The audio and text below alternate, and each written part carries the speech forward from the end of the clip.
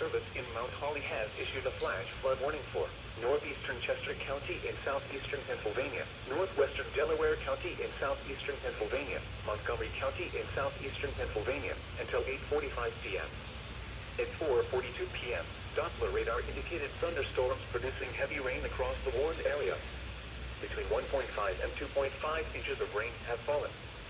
Additional rainfall amounts of 1.5 to 3 inches are possible in the warned area. Flash flooding is ongoing or expected to begin shortly. Hazard: life-threatening flash flooding caused by thunderstorms. Source: radar. Impact: life-threatening flash flooding of creeks and streams, urban areas, highways, streets, and underpasses.